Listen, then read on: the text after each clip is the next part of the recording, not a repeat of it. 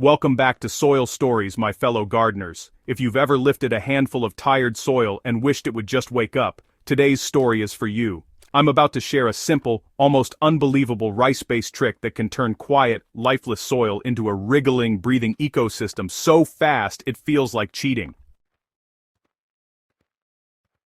Why soil comes alive when worms thrive. Healthy soil is not dirt. It's a living city packed with bacteria, fungi, protozoa, nematodes, insects, and yes, worms. Worms are the engineers of that city. They create tunnels that let air and water move freely. They digest organic matter and turn it into castings that plants can absorb immediately. Where worms are active, roots grow deeper and crops become more resilient. But worms don't just appear because we want them to. They show up when conditions are right. They need moisture, shelter, and, most importantly, food. That's where the rice trick comes in. The rice secret most gardeners miss. Rice is not just food for people. When prepared and used correctly in the garden, it becomes a powerful microbial stimulant. The real secret isn't dumping dry rice into the soil. That's a common mistake. The magic happens when rice is used to feed soil microbes, which then attract worms in massive numbers. Here's the principle you need to understand. Worms don't eat raw organic matter directly. They eat the microorganisms growing on it. When you supercharge microbial life, worms respond almost immediately. Rice, especially when lightly fermented or rinsed, provides fast-access carbohydrates that bacteria and fungi love. When microbial populations explode, worms follow. That's the overnight transformation gardeners talk about.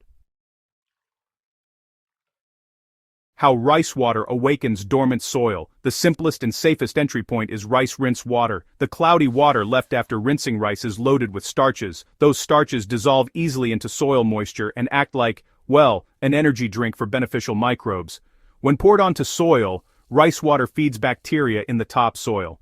Within hours, microbial activity increases. This creates warmth, scent, and chemical signals that worms can detect from deeper layers. They rise toward the surface, sometimes in astonishing numbers. In compacted or tired beds, this can be the first step toward real regeneration. Cooked rice. A controlled soil feast.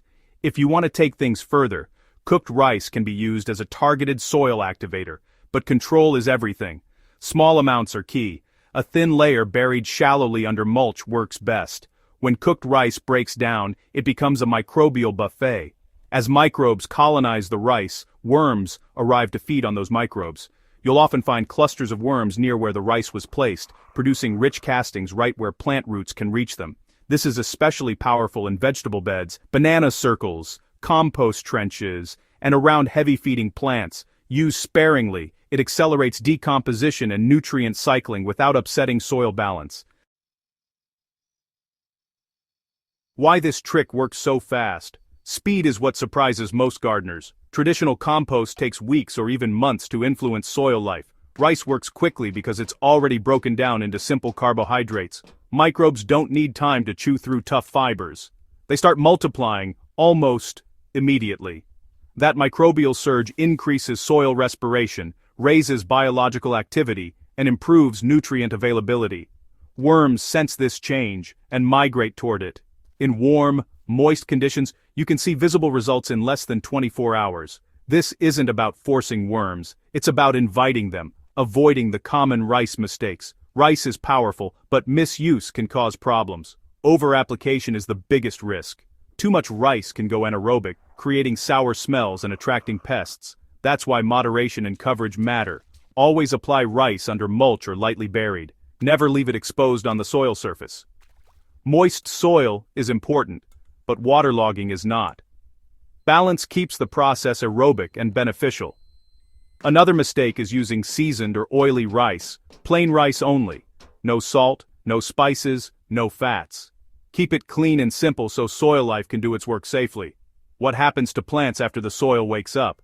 Once worms and microbes activate, plants respond in subtle but powerful ways. Leaves become darker green, growth becomes steadier rather than leggy. Flowering improves. Roots explore deeper soil layers thanks to worm channels. Over time, soil structure improves permanently. Aggregates form, compaction reduces, water retention increases while drainage improves. This is how soil heals itself from the inside out. The rice trick is not a fertilizer, it's a catalyst. It helps the soil unlock nutrients already present and move them into plant-available forms. When and where to use the rice trick. This method shines during warm seasons when microbial activity is naturally higher. It's ideal after planting, during bed preparation, or when reviving exhausted soil. It's especially useful in raised beds, gardens with low organic matter, and areas where worms are scarce. Used occasionally, not constantly, it becomes part of a regenerative routine rather than a dependency. Think of it as lighting a match, not burning the house, building a living system, not a one-time hack. At Soil Stories, we're not chasing shortcuts, we're building systems. Rice works best when combined with mulch, compost, and minimal soil disturbance. When worms feel safe and fed, they stay. When microbes have steady inputs, they stabilize. Over time, you'll need the rice trick less and less because your soil will already be alive. That's the real goal.